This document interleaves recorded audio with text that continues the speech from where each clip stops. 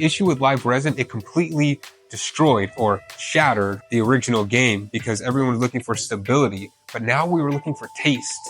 We tasted something new. We wanted that taste. And with live resin, with the amount of terpenes in the extract, in the composition of no delta-9 and mainly THCA, the extract completely separated into solids and liquids. And so the solids would be the crystalline THCA, not decarboxylated into THC, whereas cured resin did have a portion of delta-9 that kept everything together.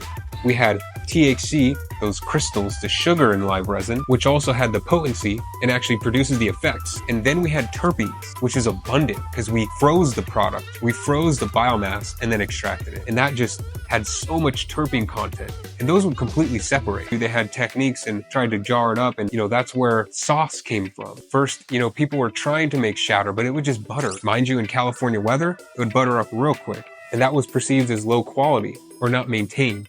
Whereas with live resin, we started experimenting being okay with loose product, with terpene liquids. And sauce is what we called it, almost looking like a barbecue sauce where the sugar inside of the sauce is giving it a grainy texture. And then what people started experimenting with, is the beautiful part, is in crystallization. So now with that THC and HTE separated, if you slow down the separation time, you would start to get larger crystals. And these where diamonds came from. That's where everyone was looking at these boulders. They were beautiful, slathered in terpene HTE. It was a craze, especially with the connection between the cannabis industry and the rap industry and hip hop industry. Diamonds were a big deal. VVS's is that what everybody wanted.